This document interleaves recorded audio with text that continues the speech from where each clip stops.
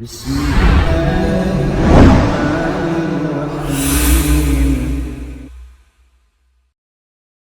بسم الله الحمد لله والصلاة والسلام على أشرف المرسلين وعلى آله وصحبه ومن تبعهم بإحسان إلى يوم الدين أما بعد. Ikhwani fillah rahimakumullah, kita lanjutkan kembali pembacaan syarah dari kitab Kasyfus Syubhat yang ditulis atau dijabarkan oleh Syekh Muhammad bin Shalih Al-Utsaimin rahimahullah ta'ala. Terakhir kita sampai pada pembahasan tidak boleh seseorang gegabah atau serampangan yang mengkafirkan orang-orang muslimin. Dan kita lihat tidak ada pembatal-pembatal yang dia terjabar, karena efeknya yang pertama akan kembali kepada diri dia ketika apa yang dia tuduhkan itu tidak terbukti. Hukumnya serampangan di sini maksudnya kita melihat seorang muslim tapi tidak ada perbuatan yang membatalkan keislaman dia yang dilakukan. Tidak ada syirik besar yang dilakukan atau pembatal-pembatal yang lainnya. Kemudian tiba-tiba dia main cap orang ini kafir. Inilah yang disebut dengan mengkafirkan secara serampangan. Adapun Ahlus Sunnah mengkafirkan apa yang Allah Subhanahu wa taala kafirkan, apa yang Rasul sallallahu alaihi wasallam kafirkan. Sebetulnya pembahasan tauhid sama saja. Ketika misalkan masalah tauhid al-asma wa sifat, tugas kita menetapkan apa yang telah Allah Subhanahu wa taala tetapkan untuk dirinya, selesai. Begitu juga kita menetapkan untuk Allah apa yang dikabarkan oleh Nabi Muhammad sallallahu alaihi wasallam dari nama, dari sifat, selesai, tetapkan saja. Jangan Allah sudah katakan punya nama A misalkan ditolak sama dia. Allah punya sifat B kemudian ditolak. Atau malah ditetapkan tapi maknanya hulu, sampai mengatakan sifat Allah itu sama dengan sifatnya dengan makhluk. Maka Ahlus Sunnah berada di tengah-tengah, menetapkan nama dan sifat untuk Allah tanpa melakukan tasybih, dan juga tidak boleh menolak apa yang telah Allah Subhanahu wa taala tetapkan. Maka Ahlus Sunnah mengkafirkan orang-orang yang Allah kafirkan karena memang yang dia kerjakan, yang dia lakukan adalah syirik besar, meminta kepada selain Allah, sujud di kuburan dan seterusnya. Ini yang dibahas oleh para ulama ketika mengkafirkan orang yang melakukan syirik besar. Atau bisa jadi bahaya yang kedua akan timbul yang namanya kibar dan ujub, merasa besar, merasa bangga diri karena mereka berada di atas al-haq dan seterusnya, sehingga muncul yang namanya sifat kibar dan sifat ujub. Ini pun harus diwaspadai karena setan itu banyak taktiknya, banyak tipu muslihatnya. Bisa jadi dia selamat dari kesyirikan tapi tidak selamat dari penyakit-penyakit hati lain. Maka ini perlu diwaspadai. Kemudian ikhwan fillah rahimakumullah, kita bahas berikutnya tentang apa saja yang bisa menghalangi dari pengkafiran. Kalau yang punya buku halaman 78 yang sudah nge-share di situ tulisannya di grup. Mungkin yang nggak punya bukunya bisa dilihat. Tafadhal dilanjutkan. Sedangkan di antara hal yang menghalangi pengkafiran adalah jika seseorang itu mengucapkan sesuatu tanpa kendali pikirannya, di mana ia tidak mengerti atau menyadari apa yang dikatakannya karena sangat gembira, sedih, marah, takut atau semisalnya. Dasarnya firman Allah, "Walaisa 'alaikum junahun fima akhta'tum bih, walakin ma ta'ammadat qulubukum wa kana Allahu ghafurar rahima." Tidak ada dosa atasmu jika kamu khilaf tentang itu, tetapi yang ada dosanya apa yang disengaja oleh hatimu. Allah Maha Pengampun, Maha Penyayang. Nah, ini penghalang pengkafiran adalah seorang mengucapkan sesuatu di luar kendalinya. Lihat contohnya, kenapa atau alasannya karena saking namanya gembira, saking sedihnya, saking marahnya dan yang lainnya, atau salah ucap, ya keceplosan. Nah, seperti ini ya memang tidak ada maksud. Ya, berbeda dengan orang yang dengan slow, tidak ada paksaan, tidak juga marah, tidak juga sedih. Ya kan bisa kita lihat ada indikasinya. Ada korina namanya, ada clue. Beda kan antara orang yang sedang salah omong atau dia lagi marah-marah kemudian sampai hilang akal, naik hitam dan seterusnya. Maka apa yang terlontar dari mulutnya ya atau lisannya ini menjadi penghalang yang dimaafkan oleh Allah Subhanahu wa ta'ala. Lihat di sini kata Allah, walakin ma ta'ammadat qulubukum. Akan tetapi ya mereka itu dihukumi atau bisa jatuh ta'ammadat. Ta'ammad itu sengaja. Ya, tidak ada paksaan dan dia memang bermaksud. Itu namanya ta'ammadat. Misalkan tiba-tiba datang orang yang dipukul kepak kepalanya. Kira-kira sengaja atau tidak sengaja? Hah? Tidak ada.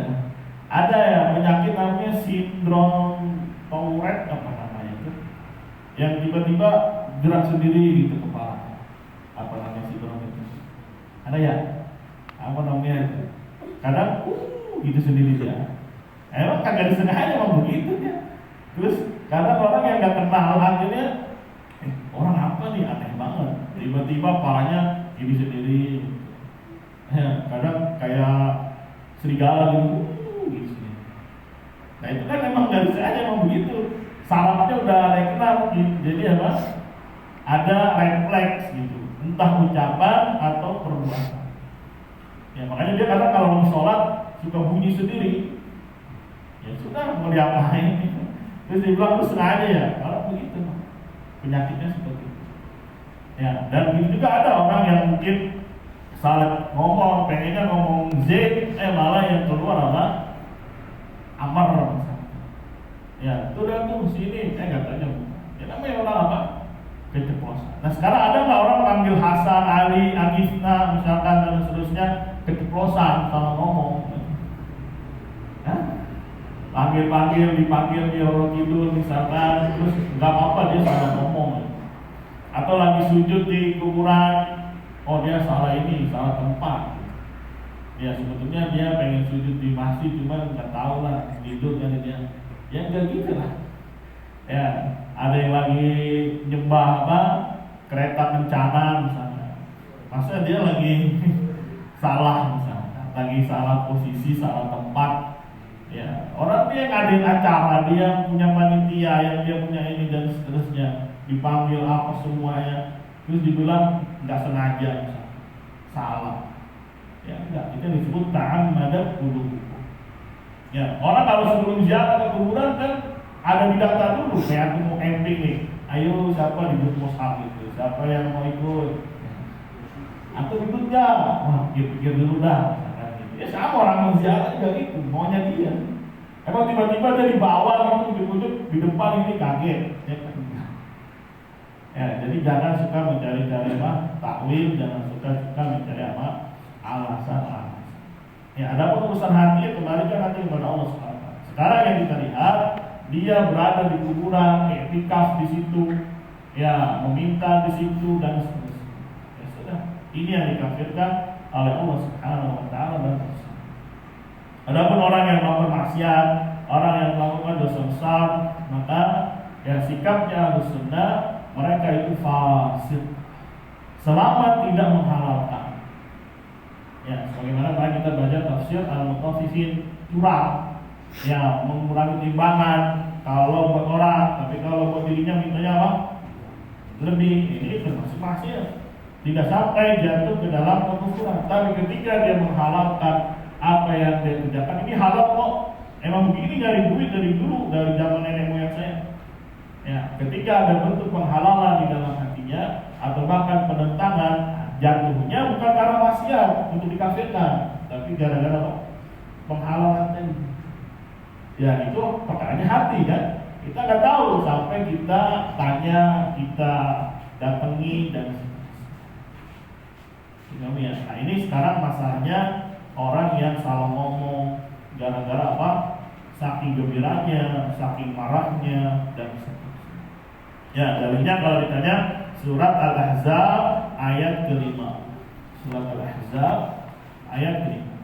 Nah, total di dalam hadis juga dibaca dalam Sahih Muslim. Dalam Sahih Muslim disebutkan hadis yang diriwayatkan dari sahabat Anas bin Malik bahwa Nabi bersabda, Allahu asyaddu farahan Allah itu selalu penting.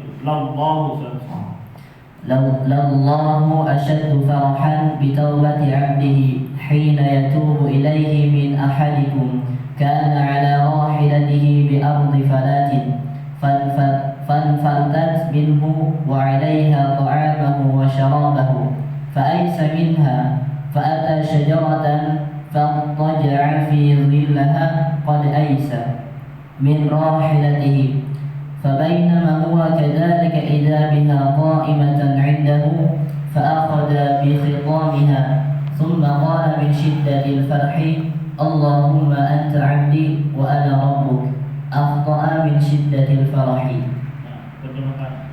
Allah sungguh sangat gembira dengan taubat seorang hambanya ketika ia bertaubat kepadanya. Kegembiraan Allah itu melebihi kegembiraan salah seorang di antara kalian yang sedang mengendarai unta tunggangannya di sebuah padang sahara. Kemudian tunggangannya itu terlepas darinya, padahal makanan dan minumannya ada di unta tersebut, sehingga ia pun putus asa. Lalu ia menghampiri sebuah pohon dan berbaring di bawah lindungannya.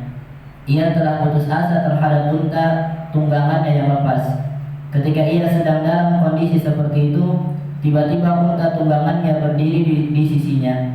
Lantas segera ia ambil tali kendalinya.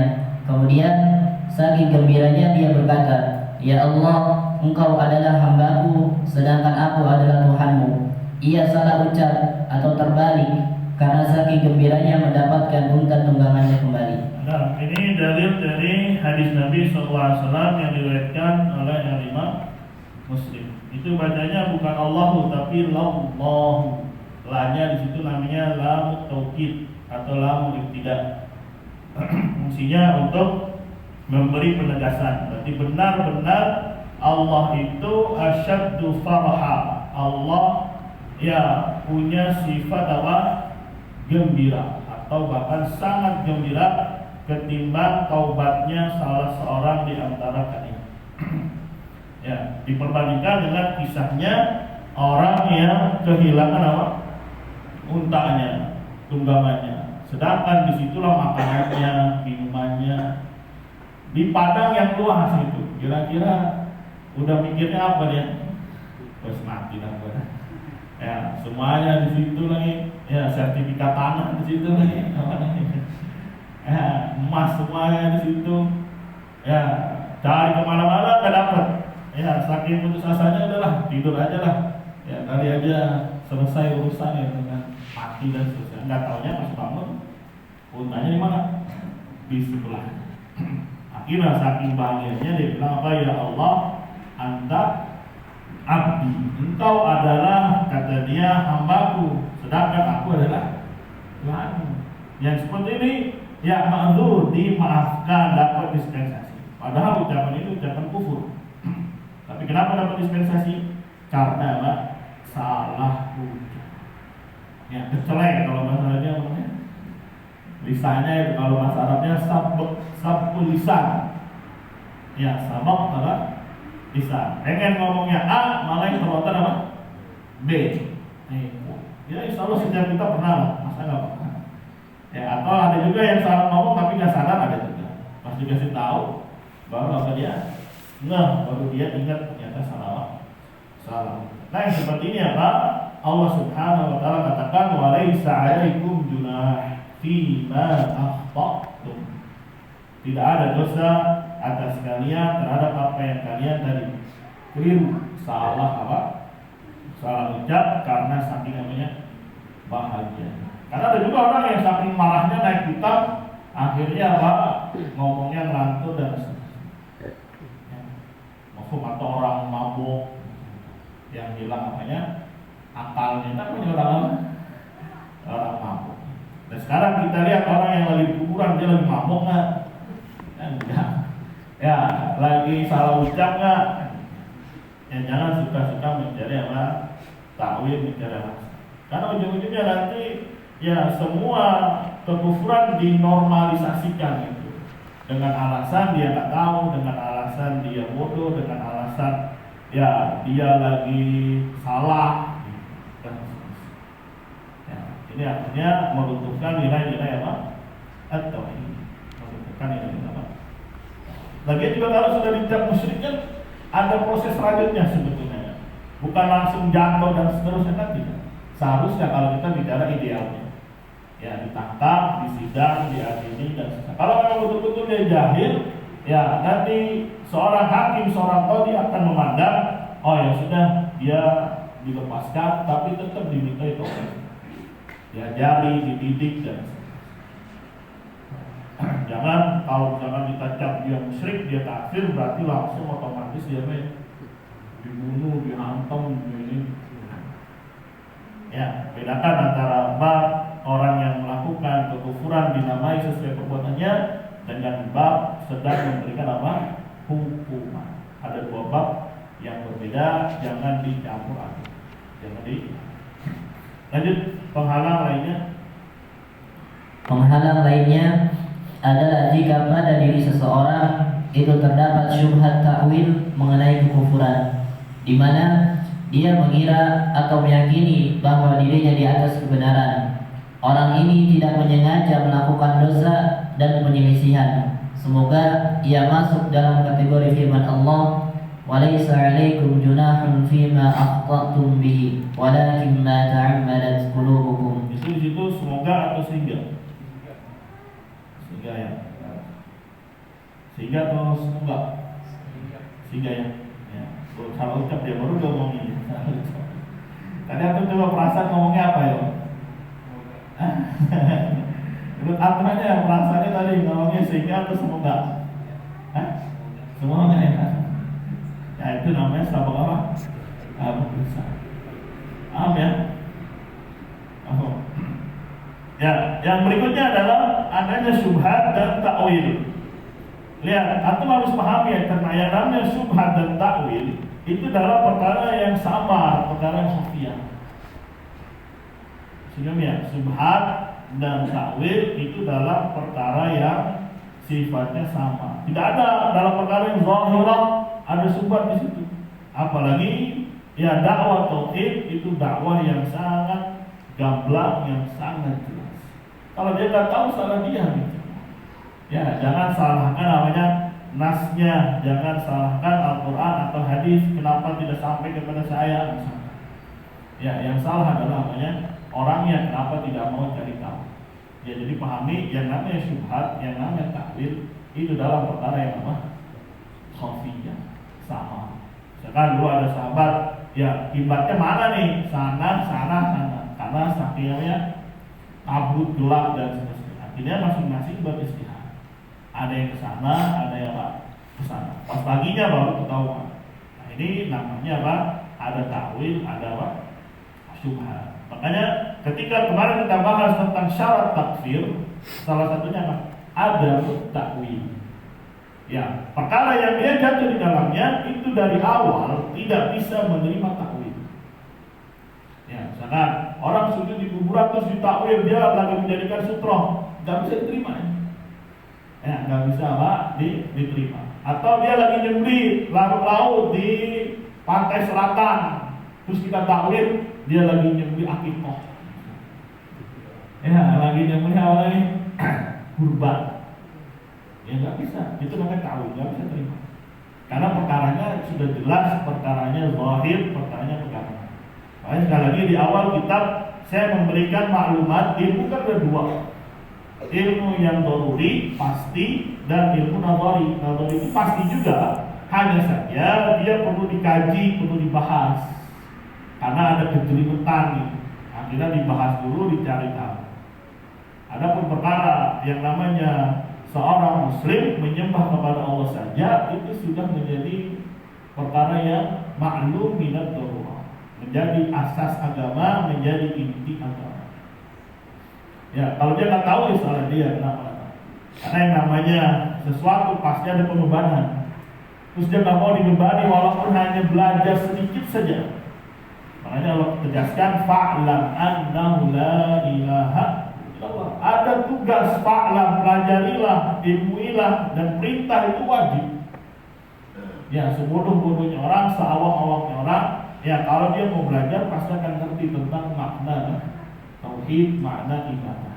Bahwasanya Allah satu-satunya ilah yang hak untuk dia. Makanya nanti kalau dia nggak ngerti, ada namanya kufur i'rad. Kenapa nggak mau belajar? Ya padahal akses ada. Ya kalau akses ada, kalau mau belajar terus jatuh dalam kekufuran, namanya kufur i'rad, berpaling. Ya, sedangkan kalau akses nggak ada sama sekali, blast, dia nggak bisa dapat maklumat, kemudian jatuh dalam kekufuran, maka namanya kufur jahlin. Ya, kufur disebabkan karena kebodohan. Ya, kebodohan di sini nggak tahu sama sekali, mah. Ya, tetap dihukumi kalau dia melakukan kesyirikan, maksudnya musyrik. Tapi namanya kufur jahlin. Tapi kalau sudah tahu ini adalah tauhid, beribadah kepada Allah, tidak boleh menyembah selain Allah, sudah tahu dia, tapi masih melakukan, nah namanya kufur inad, menentang, ngeyel, apalagi melawan, itu namanya inad. Ya, makanya di sisi Ahlussunnah kufur itu banyak modelnya. Nah, kalau di sisi Mu'tazilah kan kufur cuma berapa? Satu, yaitu inad. Ya harus tahu dulu dia bahwasanya ini tidak boleh, tapi dia sudah tahu malah melawan, malah menentang, berarti namanya kufur inad. Berarti kufur cuma satu. Gak ada tuh kufur i'rad, gak ada tuh kufur jahal, gak ada kufur syak, ya ada beserta. Karena sekali lagi konsep awal mereka iman juga hanya di dalam hati. Ya, jadi perbuatan, ucapan yang kufur itu tidak berpengaruh. Kita sekali pahami yang namanya syubhat, yang namanya ta'wil itu adalah perkara yang sifatnya khafiyah. Ya, adapun Allah satu-satunya ilah yang hak, maka ini perkara yang gamblang menjadi asas Islam. Ya, kalau dia nggak tahu, ada beban belajar. Ya, orang mau ngapa-ngapain juga harus ada bebannya. Orang mau makan misalnya, terus pengennya santai aja, padahal nggak ada orang lain di sekitarnya. Ya mati nantinya.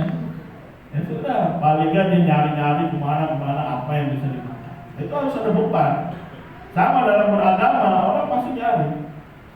Ya lihat aja orang-orang misalkan Eropa, orang-orang mana itu, yang tadinya kufar, Nasoro, ya dia melihat pergolakan yang ada, akhirnya mencari. Ya kira-kira agama yang hak, yang menerangkan hati dia itu apa? Itu harus ada beban mencari.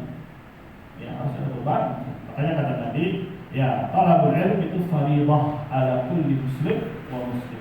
Mencari ilmu itu wajib hukumnya atas setiap muslim dan muslim.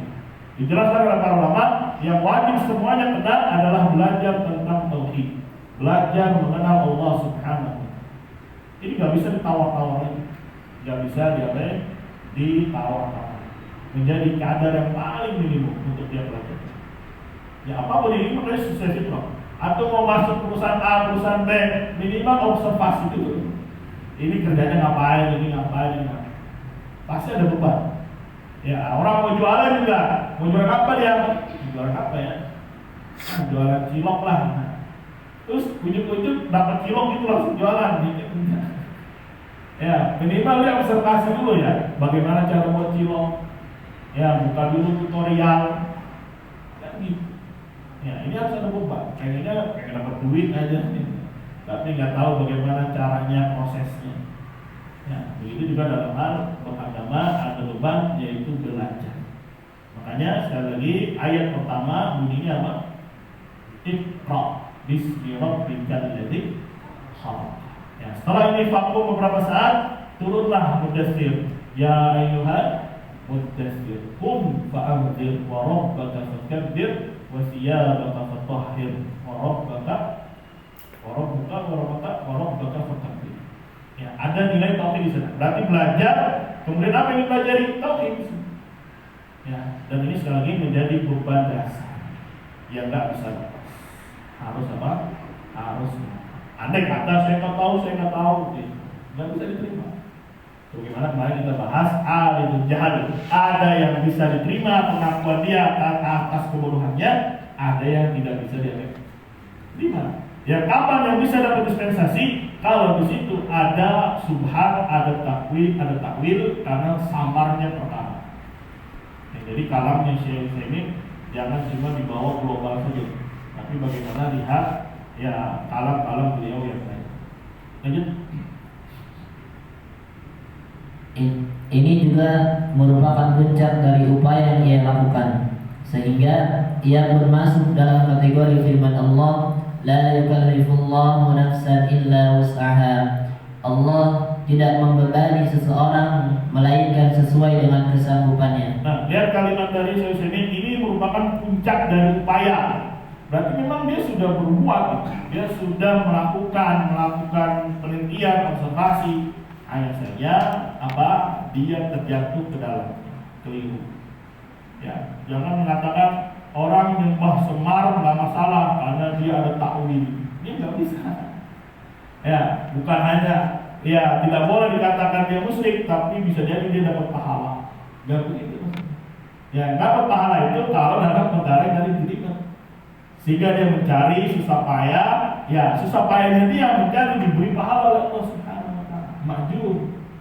Ya, tapi dalam perkara yang sudah jelas, gamblang, masa ya Tuhannya semar, kan agama mana? Agama mana kalau Tuhannya semar? Ya? Apa itu? Semar. Ya, soalnya dulu ada yang bilang Ustaz kan, kalau orang nyembah semar nggak boleh dikafirkan. Ya, bahkan bisa jadi dapat satu pahala. Alasannya ada syubhat, ada takwil. Ya, ini salah tempat. Dan syubhat dan takwil tidak bisa masuk dalam perkara yang apa? Zahir. Dia masuk dalam perkara yang apa? Khafiyah. Sehingga kesamaan ini boleh nggak? Ini boleh nggak? Misalkan nyembeli lalat masuknya ya dalam larangan. Padahal kan yang disembelih seharusnya apa? Sapi, ya. Ayam. Ini kalau dibilang gimana nih? Dan seterusnya. Ada bentuk kesamaran. Sekarang di depannya ada sembah gede. Dia ngakunya muslim, terus dia sembah, dia sujud. Ya sampai begini-begini apa namanya nih? Ya kalau zaman sekarang itu kan nih kereta kencana itu. Ya. Ya tapi dia sadar dikatain musyrik, nggak apa-apa. Ya memang dia nilai. Jadi baperan dia. Kalau jembah kereta kencana terus mau dibilang muslim, emang nggak tahu dia Tuhannya siapa. Ini kan, ya apa namanya? Ya menentang ingat Rasulullah. Ya. Jadi kereta kencana apa manfaatnya buat dia? Nah, kalau orang zaman dulu misalkan Majus saja ya, itu masih meyakini ada manfaat terhadap Tuhannya. Misalkan panas, api, matahari. Ya, itu kan masih punya manfaat tuh matahari itu. Apa tugasnya matahari? Fungsinya matahari keluar dia yang menyinari dunia, ya bisa menghasilkan apa tuh namanya? Fotosintesis atau apalah, keluar ininya, kemudian menghasilkan buah pohon segar. Terbenak di dalam hatinya, wah ini punya manfaat besar ini. Akhirnya mau diapain? Disembah. Nah sekarang kereta kencana apa? Kalau banyak bocor aja dia yang ngurus. Kalau ada yang remnya macet juga dia yang ngurusin. Makanya pas Ibrahim itu berdebat, ya dilihat Tuhannya, oh ini kayaknya Tuhan saya ini lebih besar nih, karena ada manfaatnya. Oh tapi kenapa Tuhannya hilang nih? Ya udah ganti lagi yang ini. Kan berpikir ada asas manfaat pada Tuhan yang dia sembah. Ya, toh itu pun dianggap oleh Allah Subhanahu wa taala telah melakukan kekufuran, telah melakukan apa? Ya, kesyirikan. Jadi pahami yang namanya syubhat, yang namanya apa? Takwil itu dalam perkara yang sifatnya apa? Khafi. Ya, makanya nanti masuk bab sihir. Ya, bab sihir, ya termasuk bentuk sihir adalah ataf wal sarf. pelek, ya bikin orang jatuh cinta, bikin orang apa? Benci. Ini kekufuran. Tapi kalau ulama menegaskan dia termasuk khafi. Ya, kenapa? Karena dia berupa benda atau sesuatu yang digantungkan. Nanti sama semisal dengan tamimah. Ya, jimat-jimat. Hanya saja ternyata dia dapatnya dari mana? Ya, kita nggak tahu dia dari mana itu kecuali setelah kita tanya, setelah kita pastikan. Ya, sebelumnya. Pertama kita bahas alil jahal, contoh-contoh yang zahirah dan contoh-contoh yang khafiyah. Yang bisa jadi di situ terjadi apa? Syubhat. Bisa terjadi apa? Syubhat. Jadi pahami ya, harus tertanam di benak kita yang namanya beribadahan kepada Allah semata itu tidak menerima syubhat dari awal selesai. Ya, sebagaimana kita yakini orang Nasara nyembah siapa? Isa. Orang Buddha nyembah ini, orang itu nyembah ini. Bahkan dari dulu SD mungkin kita sudah dikasih tahu kan, Islam Tuhannya Allah. Orang ini Tuhannya ini, orang ini Tuhannya ini. Ya, hanya saja kita disuruh saling apa? Toleransi. Tidak boleh ada kebencian, tidak boleh ada apa namanya, intinya tidak boleh membenci lah, harus saling apa? Saling merangkul, pelajaran apa itu namanya? PPKN. Itu ingat banget kalau lagi pelajaran PPKN karena tidur aja kan? Iya. Ya, boy, dibangun tidur. Iya, sejak bangun lagi. Itu aja dari dulu dia ngomongin toleransi sampai dia hafal lakum dinukum waliyadin gitu ya. Padahal gurunya orang Batak, orang Kristen. Tapi bawa ayat lakum dinukum waliyadin. Dan gurunya multifungsi dia. Pagi dia ngajar, sore jadi wasit tinju. Wah. Ya, ini kan sekolahnya di Benteng, itu kan Benteng sebenarnya stadion kan. Nah, itu kadang suka ada sangsana tinju, dia jadi ininya. Dari wasit. Udah kalau dia ngajar udah kayak menteri pastor ngomong aja. Tidur aja dah mendingan. Ya, kalau boleh keluar. Ya, insyaallah. Lanjut pengarang kita.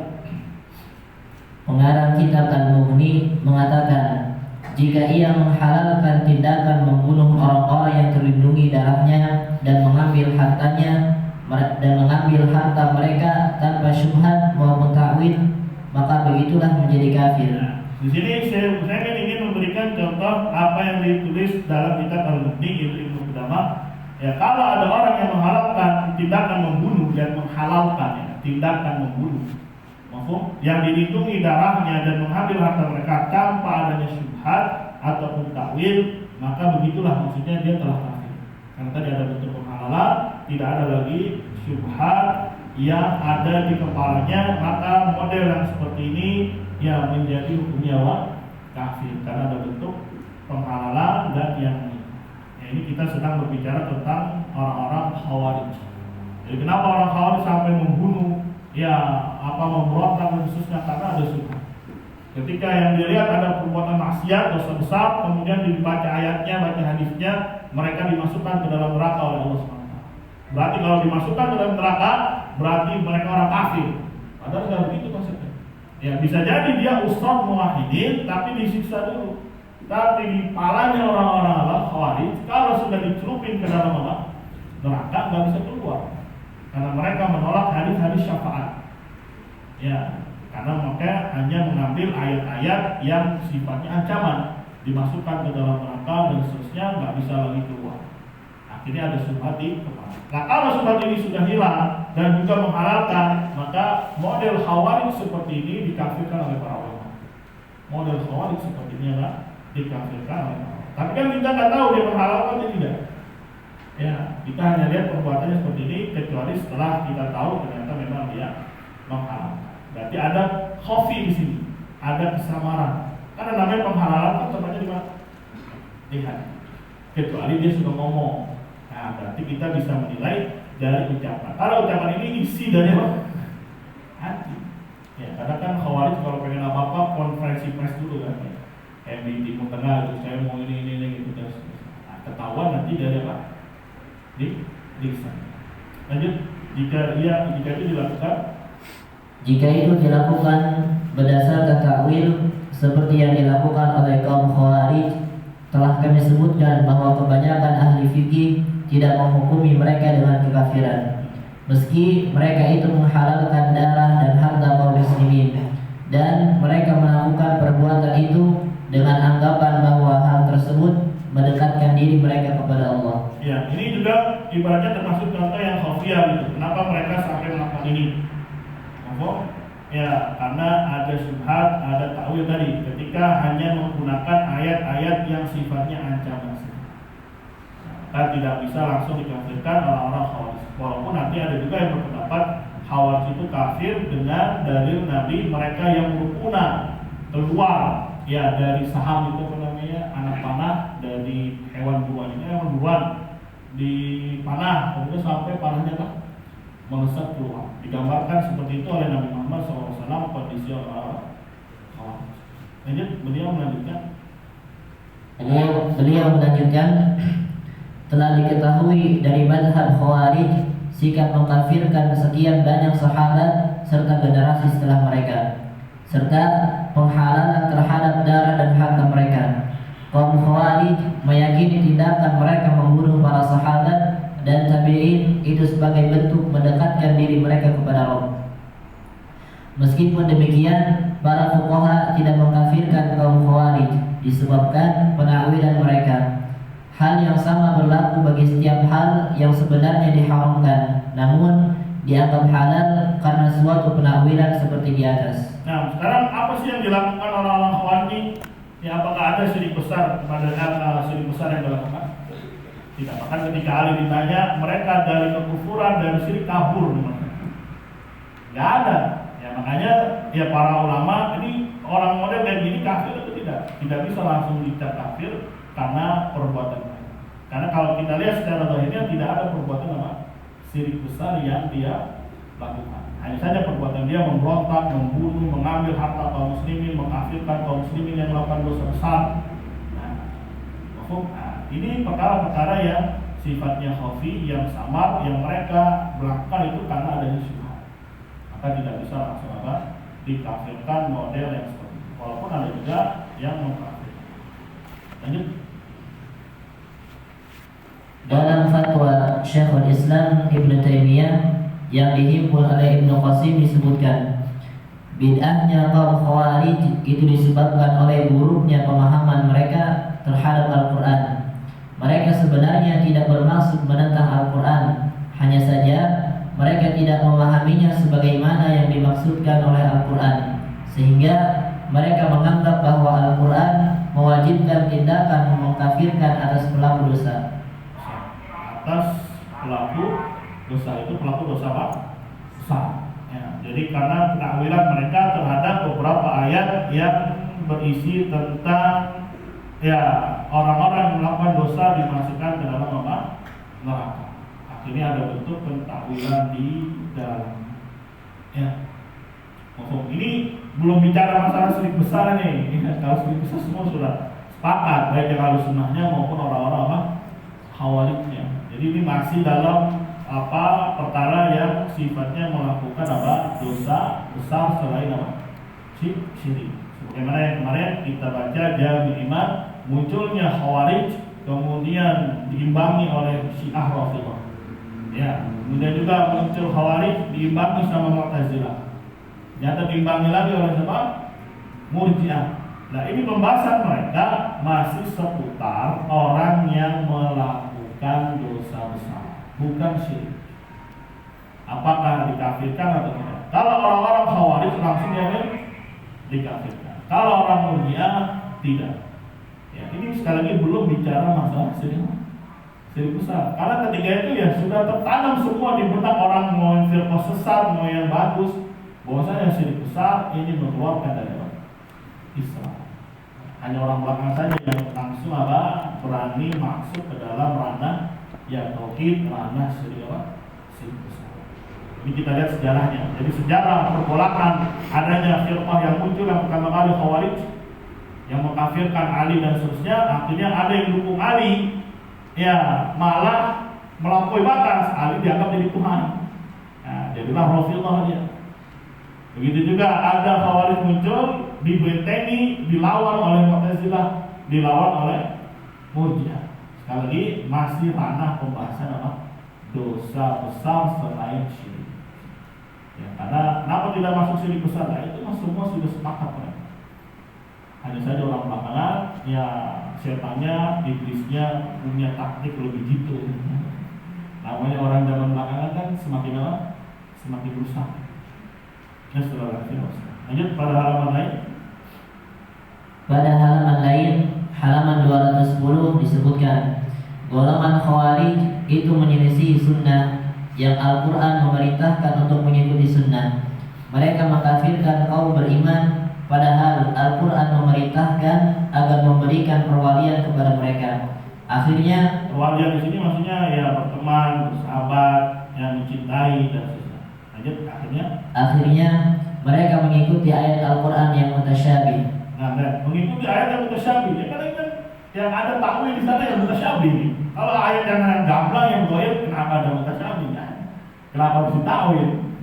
Ya, kalau Allah bilang ya mereka apa namanya kadzabul kafar, mereka kadibul kafar, itu takwilnya. Ya, begitu juga orang yang meninggalkan sholat, kata Nabi, apa kufur al-ahdul ladzi bainana wa bainahum tarkus shalah, faman tarakaha faqad kafar dan seterusnya. Itu nas-nas yang sifatnya gamblang. Nah, sekarang kan saya sedang memberikan contoh yang diberikan dispensasi. Salah satunya kalau ada syubhat, ada takwil. Ya, kenapa? Karena dia hanya mengambil ayat-ayat yang mutasyabih. Kenapa Allah turunkan ayat mutasyabih? Hikmah dari Allah.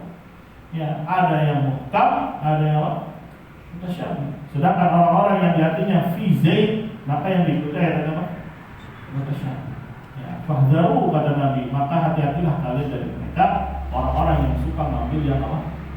Mutasyabih. Ada yang jelas gamblang dibuang, cari-cari korek-korek dari Allah mutasyabih. Ini kan aneh. Ya, ini namanya apa? Ya banyak contohnya, mungkin antum juga mengalami ketika debat dan seterusnya. Udah ada yang gamblang, yang udah ada yang jelas, ijma, malah cari-cari apa? Yang lain. Bukan dari kebenaran, tapi dari apa? Pembenaran. Ya. Selalu yang dihadirkan ucapan Syekh Fauzan yang bilang diberi uzur. Ya. Padahal yang begitu banyak fatwa ya yang mengatakan boleh ditakwil secara langsung, kenapa nggak diambil? Nah, ini kan jari-jari apa namanya? Mutasyabih. Jari-jari yang namanya apa? Mutasyabih. Lanjut, lantas mereka menakwilkannya tidak sebagaimana mestinya, tanpa pengetahuan mengenai maknanya, tanpa mendalami ilmunya, tanpa mengikuti sunnah, serta tidak merujuk pada jemaah kaum muslimin yang mereka itu memahami kandungan Al-Quran. Nah, maka di barisan kaum Khawarij itu nggak ada sahabat satupun. Jadi barisan orang-orang apa? Khawarij tidak ada ya satupun dari kalangan sahabat. Maka ini sekaligus mengajarkan kepada kita yang namanya beragama harus punya mentor. Ya, mentornya itu salaf. Mentornya adalah para sahabat, para tabi'in, para tabi'in. Sedangkan di kalangan Khawarij nggak ada satupun dari mereka. Dari kalangan apa? Sahabat. Ya. Namanya. Nah, ini juga banyak hikmahnya. Intinya apa yang kalau Allah takdirkan dari perselisihan, dari adanya firqah-firqah yang menyimpang, itu pasti ada hikmah. Karena nanti insyaallah dia tidak usah kita lebih bahas lebih detail tentang konsep iradah. Iradah itu kehendak Allah, keinginan Allah. Ya, maka nanti ada yang kauniyah, ada yang apa? Syariah. Kauniyah itu apa? Segala yang terjadi, baik yang dicintai oleh Allah maupun yang tidak dicintai oleh Allah, intinya terjadi ya. Dan pasti di dalamnya akan ada hikmah. Seperti ini, adanya pergulatan, pertengkaran, perselisihan, adanya begini, ada hikmahnya, yaitu iradah syariah supaya kita cari, supaya kita betul-betul jujur mencari, supaya kita tidak taklid, supaya kita kembalikan kepada salaf dan seterusnya, banyak hikmah. Ya, sebelumnya karena itulah dunia. Maksudnya kalau mau baik semuanya di mana? Surga. Kalau mau jelek semuanya di mana? Neraka. Nah, di dunia itu ya ada baiknya, adanya buruknya, bertengkar dia berkolaborasi. Lanjut pada bagian lain. Pada bagian lain, beliau berkata, seluruh imam sepakat dalam mencela kaum Khawarij dan menganggap mereka sesat. Hanya saja para imam itu berbeda pendapat dalam mengkafirkan kaum Khawarij. Perbedaan itu menjadi dua pendapat yang sama-sama populer. Ya, kalau mereka sesat sepakat, tapi apakah kafir atau tidak terjadi silang pendapat. Ya, kayaknya kalau saya bebas termasuk yang mengkafirkan.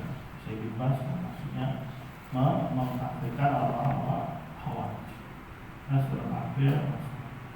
Ya, maksudnya kok ada perdebatan ini? Kan khawf ini untuk mengkafirkan dia boleh langsung atau tidak? Karena perkaranya adalah sama. Beda kalau dia melakukan syirik besar. Ya sudah ada khilaf lagi, sepakat sama. Ya, kalau kan perkaranya besar, perkaranya jelimet nih. Ya maka tidak boleh langsung mengkafirkan. Makanya terjadi silang pendapat. Silang ya. Jadi kalau hakim dapat mengkafir itu silang pendapat, itu dalam perkara yang khafi. Kenapa? Bisa jadi menurut yang A sudah jatuh karena mungkin dia sudah nikos, sudah debat, sudah mengajukan hujah kepada dia dan seterusnya. Tapi yang menurut yang lain belum, karena ya ada alasan-alasan yang lainnya, ya sehingga terjadilah silang pendapat. Ini malah dibawa ke ranah orang-orang yang melakukan syirik besar. Ada yang bilang kafir, ada yang tidak, jadi terjadi silang pendapat. Ya ini tidak tepat di dalam mendudukan masalah. Ya. Jadi kalau mengkafirkan orang yang melakukan besar, tidak ada yang namanya silang pendapat. Sejak zaman Nabi Nuh munculnya kesyirikan pertama kali, maka orang yang melakukan besar dihukumnya musyrik. Adapun yang melakukan kekufuran dalam perkara yang sama, maka ya tidak boleh langsung dikafirkan. Akan tetapi Syekhul Islam dalam tempat lain menyebutkan, sungguh di kalangan sahabat tidaklah ada yang mengkafirkan Khawarij, tidak Ali bin Abi Thalib dan tidak pula sahabat lainnya. Akan tetapi mereka menghukumi kaum Khawarij sebagaimana mereka menghukumi kaum muslimin yang zalim dan melampaui batas. Sebagaimana disebutkan melalui berbagai asar dari mereka yang saya sebutkan di tempat lain. Pada halaman lain beliau mengatakan, demikianlah pendapat yang dinyatakan oleh para imam seperti Imam Ahmad dan lainnya. Nah ini ya saya berusaha menegaskan ya dari asar yang beliau dapat bahwasanya sahabat itu tidak mengkafirkan Khawarij. Tapi kenapa diperangi? Untuk menepis kezaliman mereka, bukan karena mereka telah melakukan kekufuran, tapi demi menanggulangi sifat zalim yang ada pada mereka. Jadinya membuat mereka melakukan pemberontakan. Lanjut beliau juga mengatakan kaum Khawarij pembangkang. Karena itu Nabi memerintahkan untuk memeranginya. Benar-benar telah diperangi oleh Ali bin Abi Thalib, salah seorang khulafaur rasyidin, para imam dari kalangan sahabat dan tabi'in, serta generasi sesudah mereka juga sepakat memerangi kaum Khawarij itu. Namun Ali bin Abi Thalib, Sa'id bin Abi Waqqas serta sahabat lainnya tidak mengkafirkan kaum Khawarij, tetapi mereka tetap menganggap sebagai bagian dari kaum muslimin, sekalipun mereka memerangi kaum Khawarij tersebut. Nah, intinya ya, kenapa tidak dikafirkan? Karena tadi mereka ada syubhat, ada takwil. Mereka terjatuh dalam perkara yang khafiyah, mereka anggap ini sah, mereka anggap ini mendekatkan diri kepada Allah. Ya, ini ya alasan yang dikemukakan oleh Syekhul Islam gitu. Walaupun ulama lain yang berpendapat mengkafirkan orang-orang Khawarij. Jadi Ali pun tidak memerangi. Ali pun tidak memerangi mereka hingga mereka menumpahkan darah yang haram serta merampas harta kaum muslimin. Maka Ali memerangi mereka untuk mencegah kezaliman, bukan karena mereka itu kafir. Oleh karena itu, para perempuan-perempuan mereka tidak ditawan dan harta mereka tidak dijadikan sebagai ghanimah atau rampasan perang. Jika suatu kaum yang kesesatan mereka telah ditetapkan oleh nas serta ijma' ulama, namun mereka tidak dikafirkan, padahal Allah dan Rasulnya memerintahkan memerangi mereka, maka bagaimana halnya dengan kelompok-kelompok lain yang terjadi kerancuan di mata mereka, mengenai kebenaran dalam masalah-masalah yang bisa disalahpahami oleh orang yang lebih pandai dari mereka. Oleh karena itu, kelompok-kelompok tersebut dilarang saling mengkafirkan. Ya, di sini ya kata saya ada kerancuan. Yang namanya kerancuan dalam perkara yang sifatnya apa? Khafi. Dalam perkara yang sifatnya ya sama. Yang seperti ini aja para sahabat tidak mengkafirkan, bagaimana lagi dengan orang-orang lain yang mereka tadi terjatuh dalam kerancuan di dalam memahami kebenaran. Sekali lagi, bahasa seperti ini sedang berbicara masalah yang sifatnya apa? Khafi, bukan masalah yang sifatnya zahir atau syirik besar. Ya, terlebih lagi di masa itu ibaratnya belum ada yang berani melakukan syirik besar. Ya, jadi tidak dibahas. Ya, tidak dibahas. Lanjut, dilarang juga. Terus darah dan harta mereka.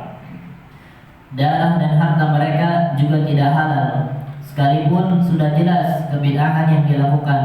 Maka bagaimana jika penyebab kekufuran itu mengandung unsur kebid'ahan juga?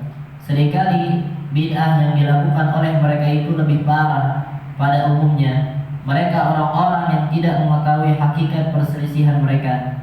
Nah, ya, lanjut aja. Terus beliau melanjutkan, seorang muslim melakukan penakwilan dalam urusan memerangi atau mengkafirkan suatu golongan, maka ia tidak bisa dikafirkan karenanya. Pada tempat lain, beliau mengatakan jika seorang muslim melakukan penakwilan, ya sekali lagi penakwilan, ya dalam urusan memerangi atau mengkafirkan satu golongan. Jadi mengkafirkan atau satu golongan yang melakukan dosa besar. Kan kita bicara tentang Khawarij nih.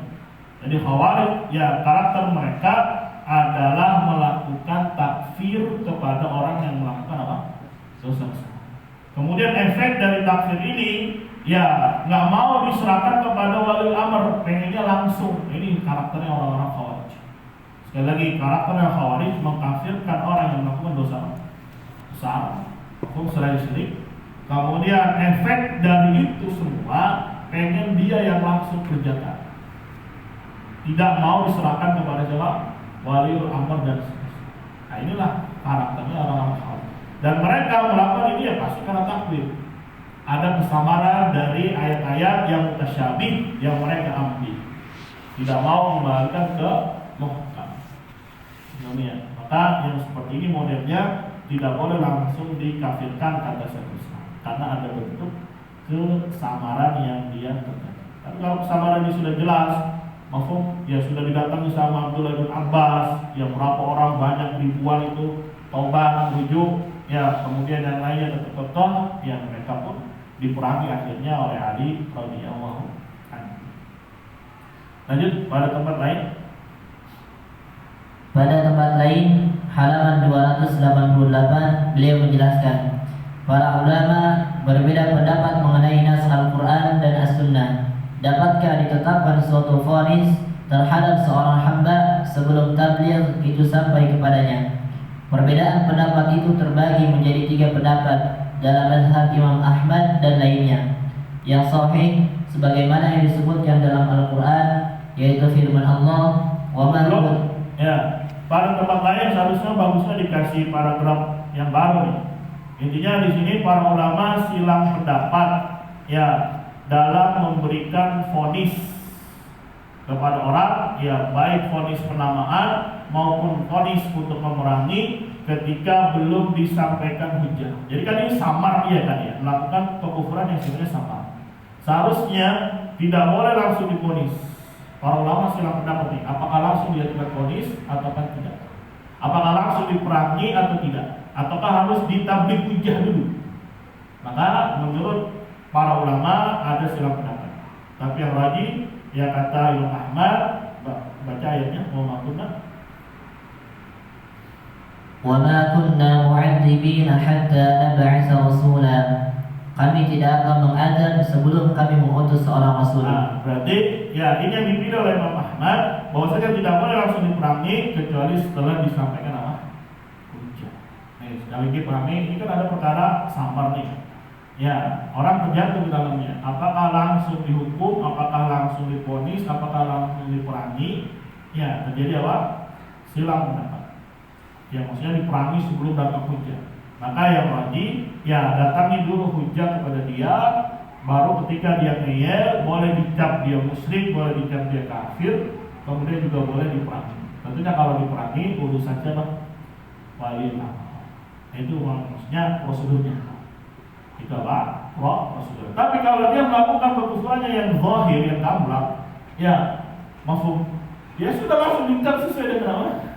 Perbuatan zahirnya. Kalau dia mengklaim belum datang kepada saya hujah, ya maka kita katakan dia tinggal di mana? Al-Quran sudah ada belum? Mau nggak belajar? Ya, maka klaimnya dia tidak bisa diterima. Langsung diponis hukuman atau penamaan kepada dia. Nah sekarang yang bentuknya kita bicara tentang orang Khawarij yang mereka mengambil ayat-ayat mutasyabih sehingga melakukan pemberontakan, membunuh kaum muslimin dan seterusnya, mengkafirkan orang yang melakukan apa? Dosa besar. Ya, boleh nggak ini langsung disikatin orang sebelum datang hujah? Maka ulama apa? Silang pendapat, tapi Imam Ahmad berpendapat ya ditegakkan hujah dulu, kalau baru kalau ya dan seterusnya baru diperangi. Dalilnya wa ma kunna mu'adzibin, lihat bahasanya. Tidaklah kami menyiksa, mengazab satu kaum sampai kami mengutus kepadanya seorang rasul. Makanya diutuslah Abdullah bin Abbas. Diutus, didebat, dikasih tahu dan seterusnya. Banyak yang akhirnya enggak bertobat. Tapi kalau dari awalnya ya Ali tidak langsung memerangi karena melihat ada takwil pada mereka. Dan begitu juga ketika memerangi karena melihat kezaliman mereka. Allah alam itu kalau perkaranya yang bersifat khafiyah. Karena ada orang nih jatuh dalam perkara khafiyah itu tidak boleh langsung mengkafirkan dia. Ya, tapi kalau dalam perkara yang sifatnya zahir, gamblang, ya banyak fatwa yang sudah kita baca, pertama dari Syekh Fauzan hafizahullah ta'ala. Bahkan lebih dari 50 fatwa. Ya kalau buku mungkin ada 100 tuh. Ya, yang menunjukkan kalau melakukan syirik besar maka ya tidak perlu diparangi dulu, ya. Tidak perlu diapain dulu, dihilangkan subhatnya dulu, tidak. Itu dalam perkara yang lanjut. رسلا مبشرين ومنذرين لئلا يكون للناس على الله حجة بعد الرسل. Rasul-rasul itu sebagai pembawa berita gembira dan memberi peringatan agar tidak ada alasan bagi manusia untuk membantah Allah setelah rasul-rasul itu diutus. Nah, itu juga dalil yang kedua, surat An-Nisa 165. Jadi diutusnya Rasul itu sebagai mubasyirin, memberi kabar gembira, wa mundhirin, sebagai peringatan supaya tidak ada lagi alasan. Ya, manusia di sisi Allah SWT dengan mengatakan saya belum dapat hujah. Ya, itulah hikmah diutusnya Rasul. Ya, kalau Rasulullah sudah wafat ada Al-Quran. Ya, liundzirakum bihi wa man balagh, agar aku, kata Nabi, memperingati kalian wahai sahabat dengan Al-Quran dan juga orang-orang yang datang Al-Quran kepada dia.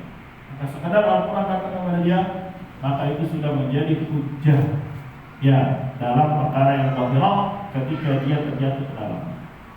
Tidak ada lagi alasan. Ada perkara yang sifatnya khafiyah yang memang harus disamperin, harus didudukan dan seterusnya. Lanjut. Juga sebagaimana yang disebutkan dalam Sahih Bukhari dan Sahih Muslim dari Nabi bahwa beliau bersabda, "Ma ahadun ahabbu ilaihi al-'adlu min Allah, min ajli dzalika arsala ar-rasula mubasysyirin wa mundzirin." Harusnya rusulan. Lanjut, tidak ada siapapun yang lebih suka memaafkan daripada Allah. Oleh karena itu, Allah mengutus para rasul untuk memberi kabar gembira dan peringatan. Ya, jadi tugasnya Rasul diutus untuk memberi kabar gembira dan peringatan supaya dia bisa mengambil pelajaran dan takut akan siksanya Allah Subhanahu wa taala. Jadi jangan langsung disikat itu kecuali setelah didatangkan Allah bayyinah, didatangkan hujjah. Ini sekali lagi dalam perkara yang lanjut kesimpulannya, orang bodoh itu mendapatkan uzur atau dimaafkan atas kekufuran yang diucapkan atau dilakukannya. Nah, ini kadang ngambil sampai sini doang ya. Berita belakangnya kan diambil. Padahal saya sedang berbicara tentang Khawarij yang melakukan takwil terhadap ayat-ayat mutasyabih ya karena kebodohan dia. Akhirnya dalam kasus seperti ini orang yang bodoh dalam perkara khafiyah diberikan apa? Udzur. Ambil sampai sini doang. Tuh lihat tuh bodoh tuh kan diberikan udzur. Nah, dia nggak lihat cerita ke belakangnya itu panjang lebar. Ya kalau kemudian salah kasus subuh yang paling panjang ini. Coba dari halaman berapa nih? Ya, atau lihat dari halaman berapa tuh? Nah, dari halaman matanya ya, dari halaman matan. Oh, dari halaman 61 sampai 84. Tuh, 20 lembar lebih. Ya, beliau jelaskan supaya tidak salah paham. Ya, nggak bisa diambil cuma sekalinya kuliah tuh saya memberikan udzur kepada orang yang bodoh. Lah dia ceritanya ke belakang, lagi ceritain apa? Ya, ya. Karena banyak kalamnya Syekh ini dimanfaatkan, dijadikan senjata. Lihat nih kata Syekh ini, orang bodoh itu mendapatkan udzur dimaafkan atas kekufuran yang diucapkan dan dilakukannya. Antum ini main kafirin aja, kan bodoh ya. Padahal panjang ceritanya ke belakang. Panjang ceritanya ke belakang. Ya. Dan juga kalau mengambil kalamnya Syekh ini jangan kalamnya aja, kan banyak juga kalam yang lain. Banyak ketika saya ditanya ya Syekh, orang muslim ya nyembah untuk selain Allah, nazar untuk selain Allah, bagaimana? Langsung diomelin sama Syekh ini. Ente itu salah, kenapa namanya dia muslim? Padahal perbuatannya syirik besar. Ya belum dijawab nih sama Syekh, udah disalahin itu sama penanyanya. Ya dan masih banyak lagi kalamnya Syekh ini. Ya kemarin juga kita baca di podcast itu baca kitab Tarikh Tauhid. Ya, orang yang meninggalkan tauhid, hukum tarikh tauhid, hukum yang meninggalkan tauhid. Nanti di situ ditukil oleh Syekh Aiman Al-Qari, ucapan-ucapan Syekh ini banyak di situ yang beliau langsung memvonis orang yang melakukan syirik besar. Nah, sekarang Khawarij ini bukan sedang melakukan syirik besar ya. Ya, perbuatan dia ini memang kekufuran, membunuh kaum muslimin, ya dan seterusnya, membunuh sahabat. Nah, itu masuk betul-betul kekufuran. Tapi karena ada pentakwilan. Ya, kenapa dia bisa mengetahui? Ya karena bodoh kan. Jadi bodoh di sini maksudnya dalam perkara yang khafiyah, maka menurut Syekh Utsaimin boleh diberikan apa? Dispensasi, tidak langsung dikafirkan. Maka sekali ketika melihat kalangan ulama jangan apa? Sepotong, jangan sepotong. Lanjut demikian juga. Demikian juga dia mendapatkan udzur dari kefasikan yang diucapkan atau dilakukannya. Hal ini didasarkan pada dalil Al-Quran dan As-Sunnah, pertimbangan serta ijma' para ulama. Nah, selesai kita dari matan yang ada di halaman 61. Yang paling panjang ini penjelasannya. Paling panjang. Soalnya kan di matan itu kan kata Syekh orang jahil tidak diberi udzur, kata Syekh Muhammad bin Abdul Wahab. Kemudian dirinci sama Syekh yang bodoh dalam hal apa ini dulu. Ya, kalau bodoh dalam dohiro dari awal-awal kitab juga Syekh sudah memberikan hukum. Nah, sekarang yang beliau fokuskan dalam perkara-perkara yang sifatnya khafiyah. Ya, atau ingat lagi kemarin ada 4 orang modelnya terjadi istihad, boleh nggak diperangi? Ya, misalkan ada satu kampung semuanya kufur kepada Allah, nggak ada iskal. Kemudian ada satu kampung juga yang menentang, melawan, dan seterusnya, tidak ada iskal juga. Sampai yang model nomor 4 bercampur, ada yang kufur, ada yang beriman. Hanya saja dia tidak mau keluar. Ya karena ada hartanya dan keluarganya. Tapi ketika disuruh ikut perang sama temennya yang lain yang kufur ikut, gimana nih? Ya silang pendapat para ulama ketika itu, kita perangi atau tidak? Ya lalulah Syekh memberikan hukum. Ya masalah istihadi atau masalah di sini adalah masalah istihadi. Ya, masalah memberikan udzur terhadap kejahilan adalah masalah istihadi. Ya, itu kasusnya yang nomor 4, yang satu kampung heterogen. Ya, ini kan sifatnya sedang mau diperangi nih, mau dihujum itu diserang oleh pasukannya Syekh Muhammad bin Abdul Wahab.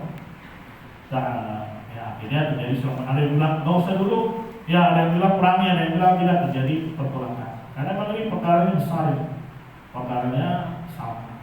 Yang juga dalam masalah ini ada bab takwil. Ya, takwil sekali lagi ada dalam perkara yang sifatnya apa? Khafiyah, bukan dalam perkara yang zahir. Maka disebutkan ya zahir itu malamnya seperti apa? Siang, terang. Ya, ibaratnya 1 tambah 1 berapa? 2. Ya kalau terang begini berarti ada matahari gitu. Nah, itu namanya zahir. Tidak bisa menerima apa? Takwil, tidak bisa menerima takwil. Nah, ini yang harus dipahami dari kalamnya Syekh Utsaimin rahimahullahu taala. Wallahu a'lam bishawab. Selesai kita ya. Barakallahu. Ada pertanyaan tafadhol. Ya. Tentang ini kan tadi Khawarij kan nggak ada para sahabat ya. Terus Khawarij apa? Yang di kelompok Khawarij kan nggak ada sahabat satu ya. Terus kalau di kelompok lain ada nggak tuh? Kelompok lain? Iya, soalnya kan tadi kan cuma Khawarij dulu. Ya. Nah, kan kemarin kita bahas itu yang Jami Iman itu kan, ya muncul firqah pertama kan Khawarij kan. Ya, kemudian muncul yang lainnya sekarang membentengi untuk melawan Khawarij, muncullah Rafidhah. Sama di Rafidhah juga nggak ada para sahabat. Nggak ada para sahabat. Yang ada para sahabat itu ketika peperangan ini aja, Siffin itu antara pihaknya Ali dengan pihaknya apa? Aisyah. Ya, karena dikompori dan seterusnya, akhirnya terjadi apa? Ya, peperangan tanpa bisa dihindari lagi. Walaupun yang hak bersama kelompoknya apa? Ali. Ya, itu aja. Sisanya yang kelompok Khawarij, kelompok Mu'tazilah. Ya, Mu'tazilah lagi pelopornya Wasil ibn Atha, murid dari Al-Hasan Al-Basri. Hasan Al-Basri memang hidupnya di masa sahabat. Dia kecil diurus oleh keluarganya Nabi Sallallahu Alaihi Wasallam. Begitu juga Murji'ah tidak ada dari kalangan apa? Para sahabat, karena mereka munculnya di akhir para sahabat. Ya, jadi ya hampir dipastikan tidak ada bersama firqah sesat tadi para sahabat. Yang ada misalkan dalam sejarah ya pemikiran Rafidhah diawali oleh fulan dari sahabat, atau Murji'ah dari sahabat fulan, ya, atau Khawarij, ya semuanya orang-orang yang baru yang memeluk Islam, ya orang-orang yang tidak merasakan manisnya an-nubuwah, yang memahami Al-Quran dengan pemahamannya sendiri. Ibaratnya dari awal fitnah kita sudah diajari gitu, ada hikmah besar. Ketika Al-Quran dan hadis tidak dipahami dengan sesuai pemahaman sahabat, akhirnya terjadi apa? Penyimpangan. Ada Khawarij, ada Rafidhah, ada Mu'tazilah, ada Qadariyah, ada Murji'ah. Ya, ini yang disebut inti kesesatan ya. Pokok kesesatan 5. Nah, nanti dari sana bercabang banyak model. Nah, ya, makanya kan pentingnya dia beragama itu punya mentor ibaratnya, yaitu dari kalangan salaf. Ada lagi ya? Ustaz. Ya. Kaum Khawarij yang sudah didatangi Ibnu Abbas kemudian masih masih ngeyel, kemudian diperangi oleh Ali. Ya. Apabila dari pihak Khawarij tersebut mati saat diperangi oleh Ali, itu dia matinya dalam keadaan kafir atau muslim? Ya tadi kalau menurut pendapatnya Syekhul Islam, mereka diperangi bukan karena kekafiran, tapi karena kezaliman mereka. Jadi mereka masih muslim. Ya, masih muslim. Ini menurut Syekhul Islam. Ya, walaupun ada juga yang mengatakan ya mereka sudah kafir karena sudah didatangi, sudah ditegakkan hujjah dan seterusnya. Makanya tadi kan disebutkan mengkafirkan mereka terjadi silang.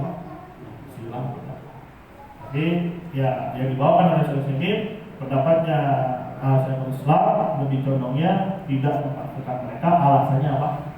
Syubhat dan takwil. Ya, ini sekali lagi belum terjadi sering besar di masa itu. Ya, orang nggak ada yang berani. Bahkan ketika Jahmiyah muncul di tahun 120 Hijriah, yang dia serang adalah tauhid asma wa sifat.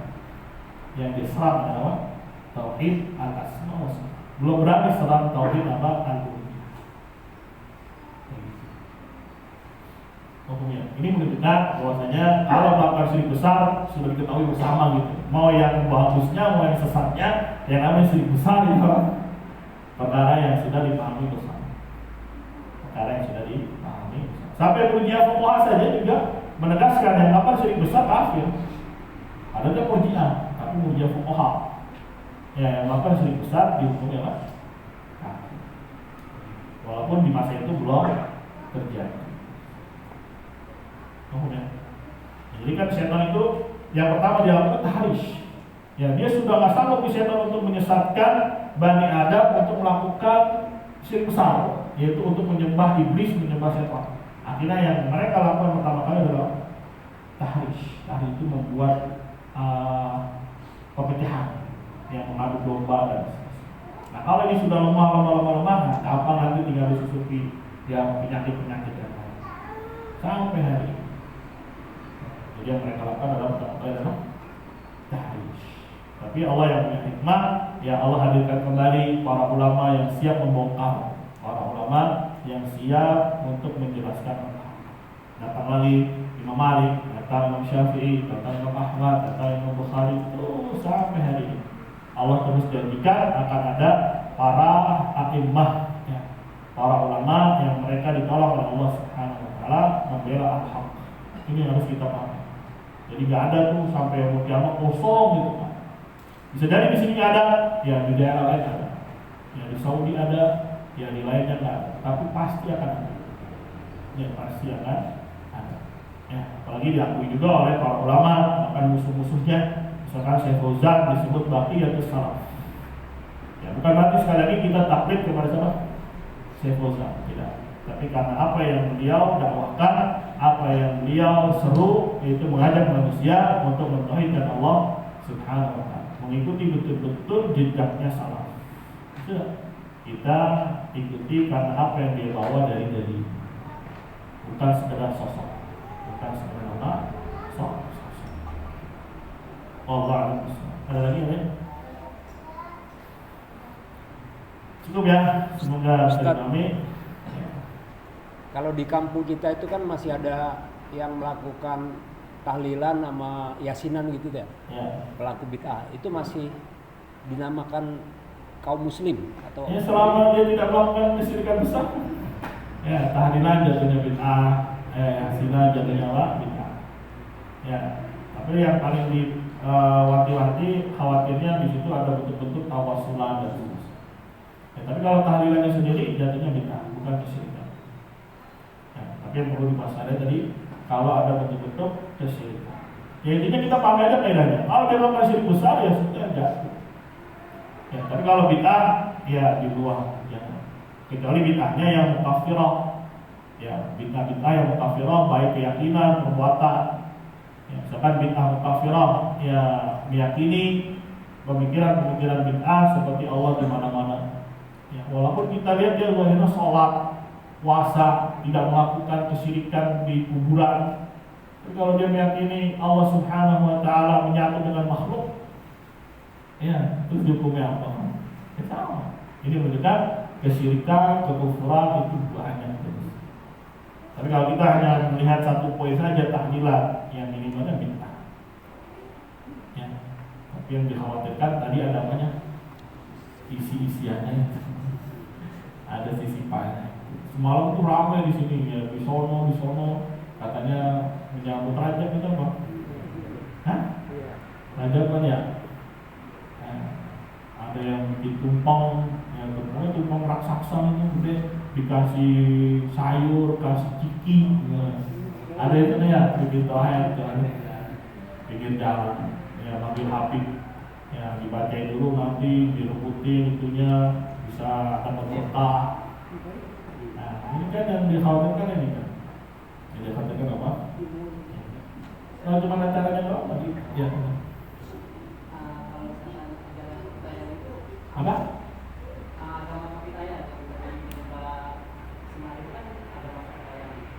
Iya, kami ini apa namanya? Kalau di Jawa apa namanya? Kejawen. Jawen. Kalau Sunda wiwitan ya.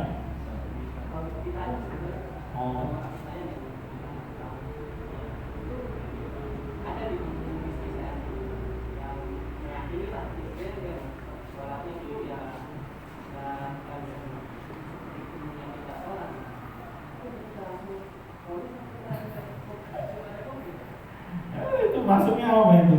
Zahir lah itu. Ya. Sholatnya gimana Bang Ben?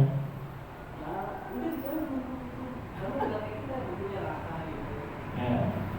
Dia sekarang lagi ngebahas apa itu sholat itu? Ya, jangan salah. Ya dia punya keyakinan kayak begitu, ada leluhur, ya ada mungkin ya bahasa sekarang lah ya, maksudnya jin itu sebetulnya kan, cuma dianggapnya ya apanya lah, ininya lah. Itu segitu perkara apa? Perkara yang zahirah, perkara yang besar. Oh, Pak Reno angkat tangan, iya Pak, mau tanya, Tolong. Silakan, Pak Reno. Gak ada. Nah, angkat tangan doang nih Bapak. Ayo, suaranya. Oh, izinkan bicara. Ya.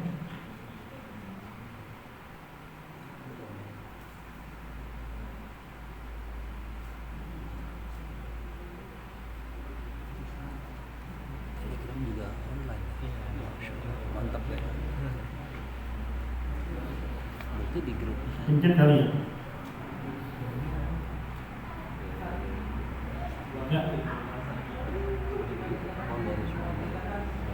Mantap ya. Melakukan kesyirikan.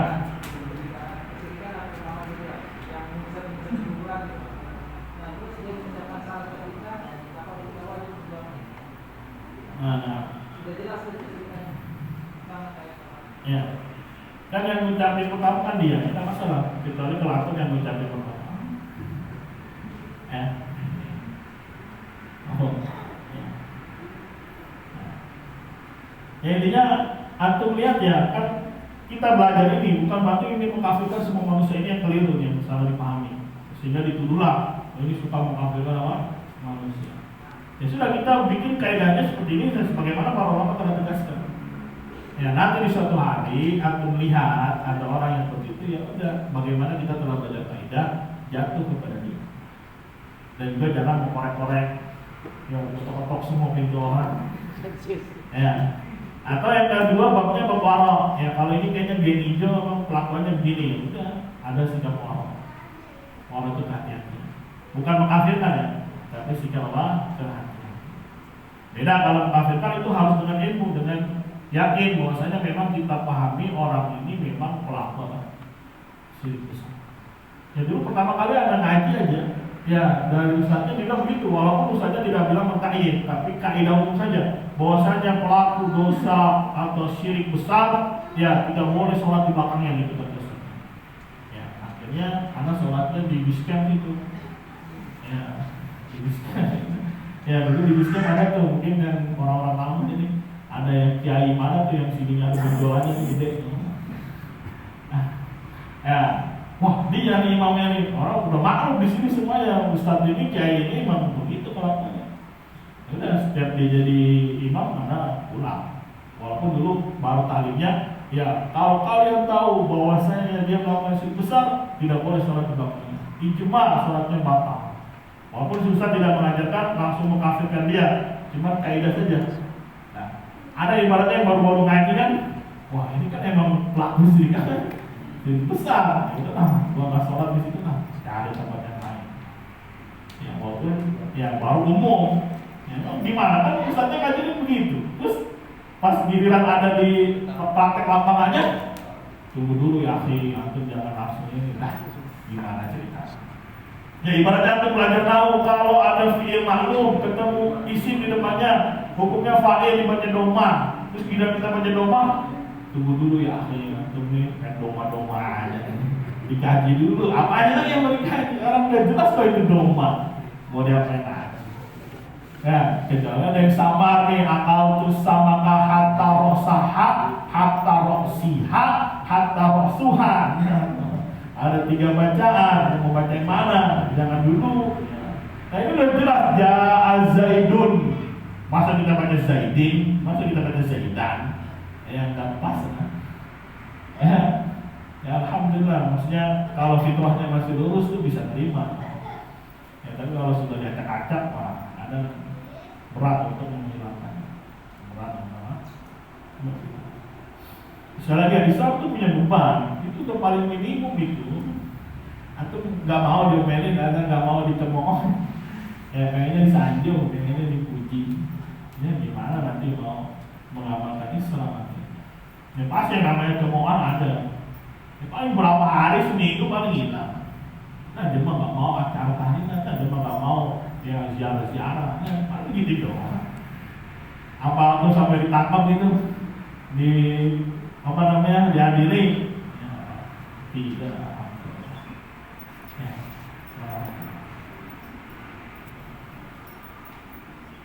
Oh,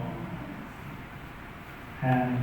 Karena tadi minta izin mau keluar, bukan menanya. Yang lain ada? Ustaz, Ya.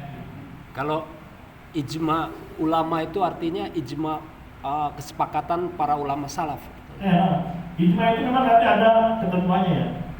Dan ijma yang mundhabit itu, yang betul itu yang bisa teranggap, yang bisa kuat adalah ijmanya salaf. Ya, bukan berarti sekarang tidak bisa ijma, bisa jadi ada ijma, ya, tapi tidak akan bisa ibaratnya membatalkan ijma yang telah lalu. Ya, misalkan telah lalu kafirnya orang dengan sholat, terus sekarang kita kumpul sepakat, kita bikin ijma bahwasanya yang meninggalkan sholat gak kafir. Ya, bisa jadi dalam ada ijma dalam perkara lain, misalnya dalam perkara fikih, ya dalam perkara yang sifatnya kontemporer, bisa saja terjadi apa? Ijma. Tapi ijma yang betul-betul teranggap yang tidak bisa diganggu gugat adalah apa yang telah terjadi di masa salaf, masa sahabat, masa tabi'in, begitu juga. Karena mereka adalah khairun nas, sebaik-baik manusia, sebaik-baik manusia. Begitu. Apalagi ijmanya di kalangan sahabat kuat sekali. Buat apa? Nanti juga di Rawasida kita bahas tentang ijma itu sendiri. Ada istilah di belakang-belakang tentang masalah ijma. Jadi ijma dalil. Ijma adalah dalil.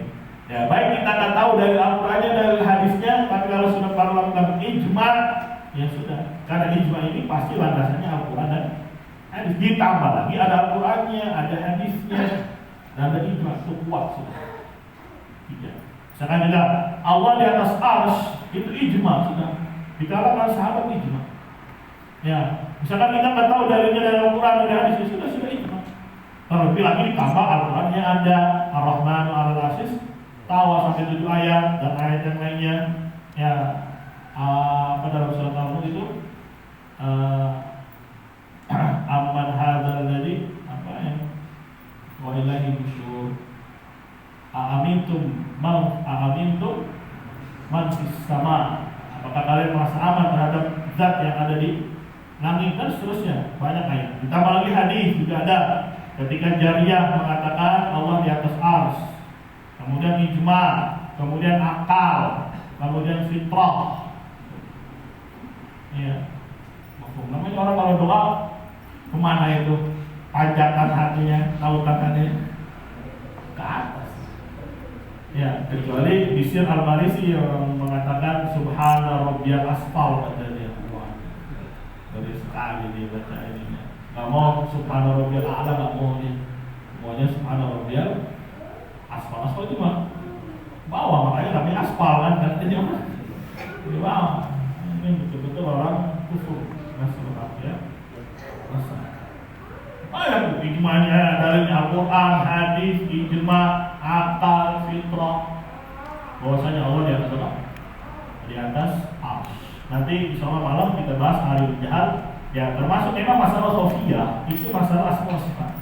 Tapi jangan dipukul rata, karena ada asma sifat yang sifatnya zahirah. Ya seperti Allah di atas arsy itu zahirah. Ya orang yang mengingkarinya, orang yang tidak mau menetapkannya, meyakininya kufur gitu. Ya, kufur keluar dari dinul Islam. Ijma Islam. Ini ya, yang mengingkari Allah di atas arsy. Ya. Ini takrir Syekhul Islam, asma sifat maksudnya khafiyah, tapi tidak semua asma sifat. Ada perkara-perkara yang sifatnya zahirah, gamblang seperti sifat ulunya Allah di atas arsy. Karena dalilnya Al-Quran, hadis, ijma, akal, fitrah. Ya, maka yang menolaknya ya keluar dari apa? Di bukan berarti belajar ngering banyak pembatalnya enggak. Ya, jadi sebutin pelan-pelan satu-satu supaya kita tidak terjatuh ke dalam lubang. Ya. Sama bolong pembatal.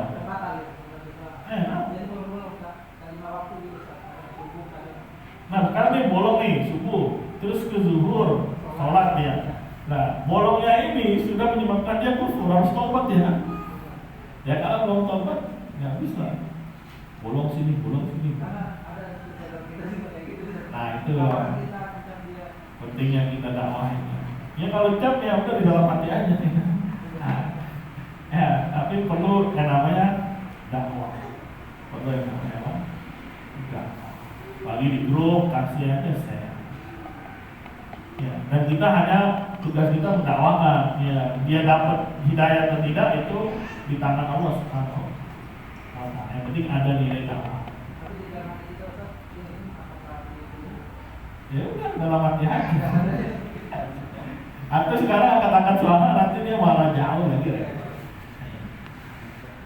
Terus aja digaungkan, barangkali di satu saat dia bertobat. Ya suatu saat apa dia? Intinya orang yang meninggalkan sholat itu hukumnya apa? Satu. Walaupun satu. Iya. Kalau Imam Ahmad, Imam Malik tegas itu kan, walaupun dia di waktu zuhur nih, padahal ada juga yang mengatakan kalau zuhur masih dikasih dispensasi sampai maghrib. Kenapa? Karena zuhur dengan asar itu bisa digabung. Ya, tapi Imam Malik nggak usah tunggu-tunggu sampai maghrib. Ya, langsung aja dibunuh. Kata Imam Malik. Iya, ngerti ya. Ya, jadi intinya misalkan dia zuhur tinggal nih, ya, maksud masih diberi tengah waktu sampai asar habis. Karena zuhur dan asar masih di jam. Nah, beda kalau dia ketiduran ya, mungkin dia habis kecapean dan tiba-tiba bangunnya jam 7. Ya sudah, ada rukhsah buat dia ya ketiduran. Nanti kalau bangun ngapain? Kerja. Nah ini udah bangun dari jam 3, ya masak buat bikin bubur gimana? Nggak sholat. Ya. Atau ada anak-anak muda ngejreng, ya sampai subuh bubar dia. Ya, setannya tuh kan. Giliran malam ngejreng, giliran pas mau subuh dia pulang tidur nggak sholat. Ini nggak bisa dijadikan hujah saya ketiduran. Nggak bisa. Ya, kan antum juga pernah kan ketiduran mungkin ya, saking capeknya, bangun udah terang ya, udah sholat. Padahal banyak. Kalau terbangun saat lagi terbit, apakah kita langsung boleh sholat atau tunggu mataharinya naik? Ya sudah, bangun persiapan itu sholat. Ya, kadang-kadang kan orang kerja pasar gitu ya, bangun jam 2. Ya, makanya subuhnya apa? 12. Ya, bangun bagus jam berapa? Jam 2. Kasihan. Ya udah capek kerja bangun jam berapa?